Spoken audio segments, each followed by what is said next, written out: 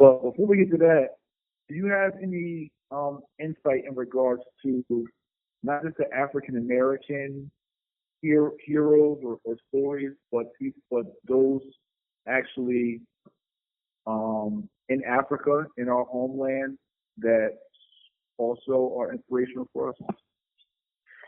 Yeah, I actually mentioned a few of them. That was Queen Nzinga, um, Queen Nanny was outside the United States. Of course, we all know Shaka Zulu.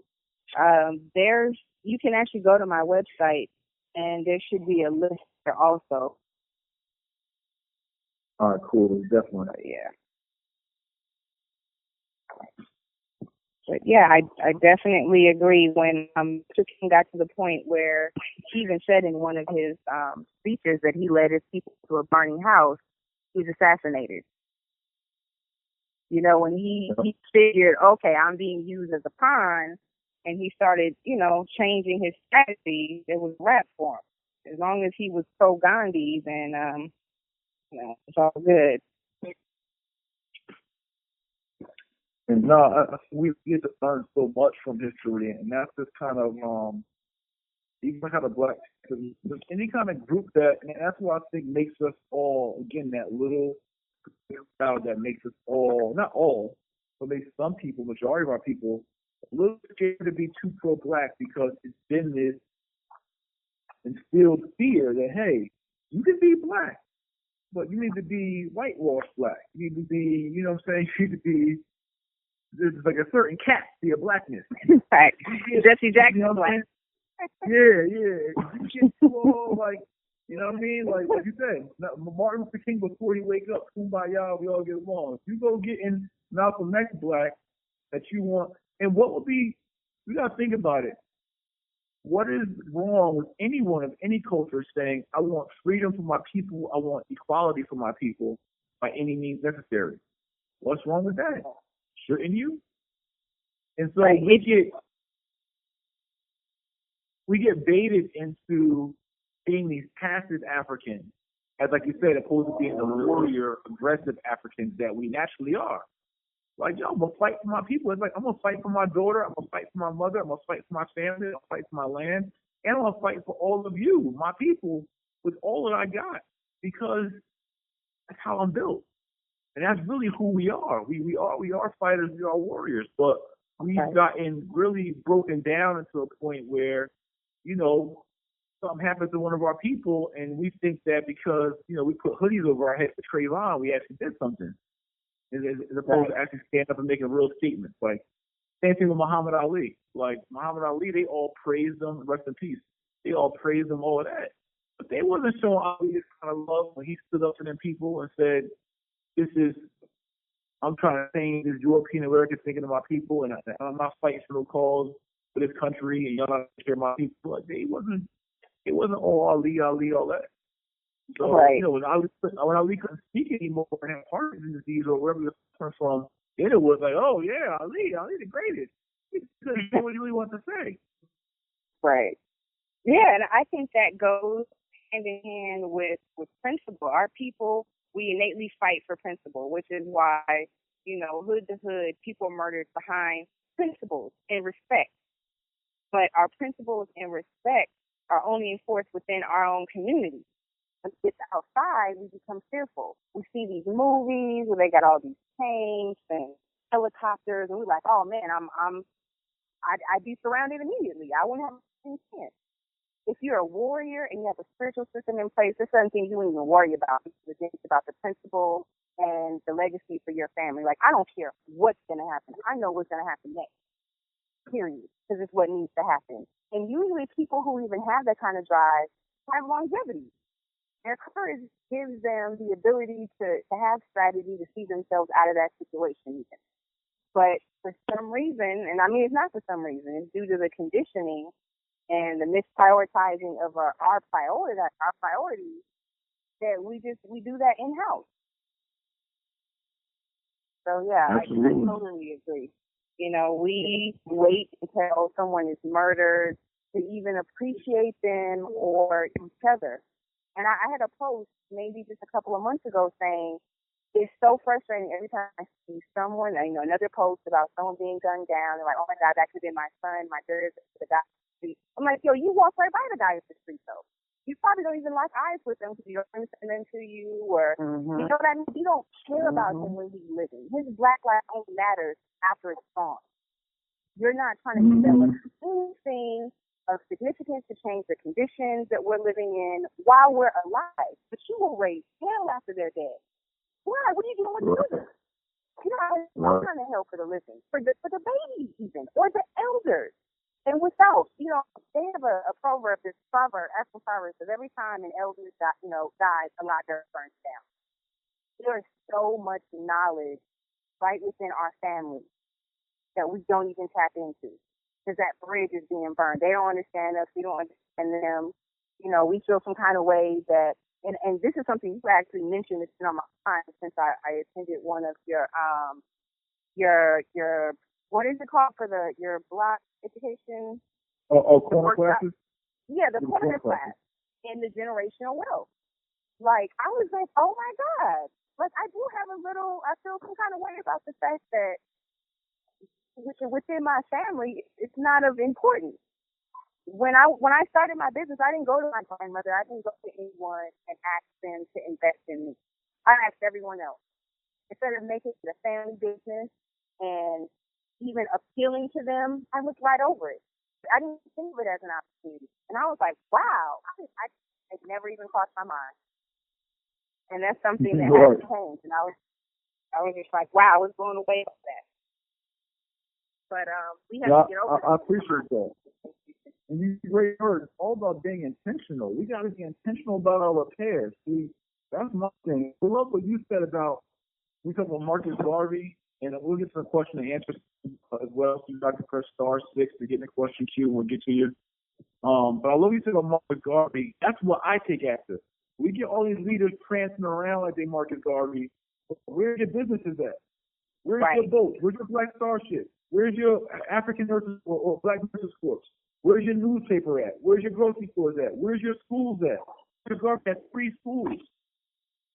So when I look at Marcus Garvey and the example he set for me and for us, that's why we have a real estate fund coming out in a couple of weeks. We all can invest in the real estate fund and make money together. That's why we have the State Morrison Academy. That's why we have Y.M.C. That's why we have La Rouge Lounge, Black-owned lounge and nightclub in North New Jersey. That's why we have all these different businesses that we're associated with, my Ken School Uniform Collection, et cetera, et cetera. It's like, yo, you can't say you about building a community, and one, you're not creating any jobs in the community.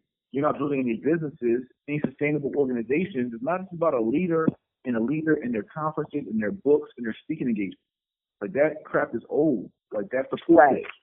We actually have to create businesses and create economic models. And actually, like, that's the true leading by example and really true, Marcus Garvey model. Like, Marcus Garvey had like 8, 9, probably 12, 13 businesses and organizations. Like, he knew what had to be done. He's like, yo, ain't nobody gonna do it. I gotta create it. And that's what we gotta do. We gotta create this thing. What we're on a call right now, American Repair Calls. We have to create whatever it is we need for ourselves. We cannot wait for somebody to strike the fairy dust down and fix our problems for us. It doesn't work like that. Right. You don't get respect from begging. Malcolm X taught us that. Like, we're not children. We don't need to beg another people to give us anything, righteously or not. Okay, they took it. Even if we have to make another one, get our manpower, get our resources together, and take back the other stuff if we feel like it. But waiting for it to be delivered and handed to us, the conditions aren't going to change whatsoever. We're really good at complaining, not as good as getting to just being solutionaries. We just want to point out the things that aren't right. And then I ask some people that do lectures or share a lot of information, why they seem to badger our people so much. They like Negroes this and that, and they don't really want to do nothing. And I'm like, listen, for me, if I'm treating someone who is sick, who has the flu, and they cough on me as I'm passing them the medicine, I expect them to do that because they're still sick. You know what I mean? The medicine has not taken effect. They're not home yet. So of course they still have those priorities. They haven't been gotten to. So what are you going to do? You were told to lead this path, and you weren't chose, you could come and give them information and talk about them later. Oh, you still go to the club, oh, you this, that. Why don't you give them a lifestyle that's so appealing that it makes them want to get things in order and say, hey, you know what? I want to subscribe to that. That looks amazing. Man, it's incredible. So that's what we do. We start fast, and then we see some change. Everyone in the world is rocking dashiki right now. Right. You know what I mean? Because it's cool to do so. Just like, people, they get nice cars because it's cool to do so. If we make being more independent and creating things for ourselves cool to do so, we'll see more of it. They just have to believe it can even happen. Get the self-esteem up even. No, absolutely. That's what I'm about. And I love the energy, Queen, and I look forward to collaborating with you more, and hopefully our people are really taking heed. And I agree with that. It's like we always want something for free and want to be so dependent. Like, get out of here with your dependent ass. Like, let's step up and let's be some real kings and queens. That's why so many of us are caught being attendants and not being the homeowners, because we want master to take care of us, a master to fix the roof of the leaks, a master to take the hot water heater. And you want to work and bust your butt all week long to take your hard-earned income and go give it to somebody else to help them build family wealth, because they own the property, you don't. Because you're scared of responsibility. Because you want master to take care of you. That's our damn problem. So anyway, I want to hear some feedback. Our group, Queen Jasmine announced it for us first in regards to our. You want me to do it, Queen Jasmine? You want to do it? Let me lay it up to you, and I want you to slam dunk it, King, because you can sell like nobody else can. All right. So we have created a GoFundMe, Young Minds Can, to help in our efforts to continue to spread education such as this call to our people, to essentially wake our people up.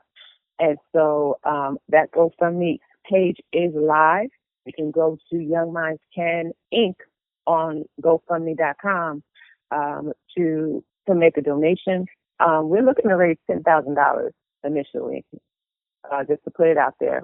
And so, whatever you got to do, bake sale, garage sale, whatever, however you can make a contribution. Nothing is too big, nothing is too small. If you value what King Jay has done over the past however many months traveling the country, if you value these calls, please, you're passing the collection plate right now. I want to say this. It's going to be quick, for real. We done put in all the groundwork. This is the first. Actually, no, we did one campaign for King Eric. He had a barbecue and a cookout in Baltimore. That was the only time ever that I've raised money for our organization. For someone else's organization. It wasn't even for us. And I've already put in the work on my own dollar, on time, consistently for the last 4 years, and very aggressively the last year, especially this last 6 months. I'm going to do a video about this. I do not expect this to go long. I'm not going to be doing 5 and 6 and begging in every post, all of that. If people are really about to move in the good work that we do, you've already seen me lead by example and foot the bill for all of our community empowerment. That's cool with me. Like, I'm about this life.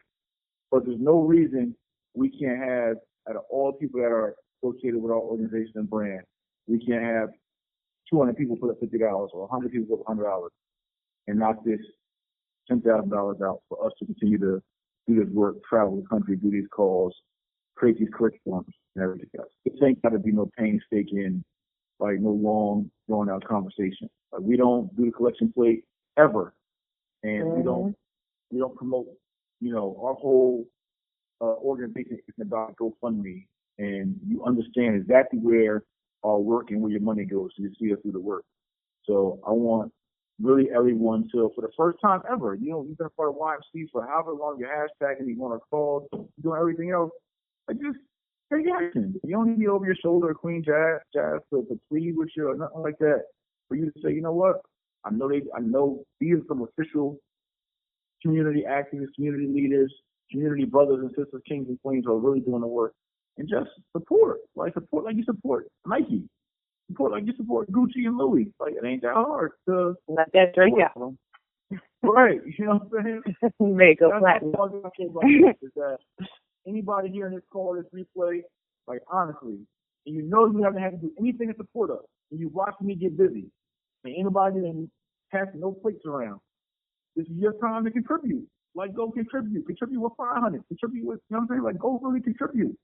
And, like, otherwise, to me, you're corny, because it's like you're not being a part of it. You're just soaking up the energy, and you just not clicking forces with us. Like, this is Voltron. Like, everybody link up, play your part. We don't ask for much, and we don't ask for much often. So, you know, this is just a way for us to be able to, all our staff is volunteers. Queen Jack, Queen G, Queen Ken, King Red, King Phil. I mean, you got so many people involved who don't get paid anything. We're just working out of the love for the community. And, like, this is an opportunity for us to be able to, you all contribute towards us having a little more resources to do what we got to do to keep up this good work. So, Young Minds Inc. at GoFundMe, like, take action because your heart feels compelled to do so, because you know that you haven't had to yet. Now it's your time to contribute. Like, let's work. So, especially if they made money off of your teaching, King. Oh, a bunch of them too. Okay. All right. But I wanted to say something. King, I wanted to say something real quick that stuck out to me.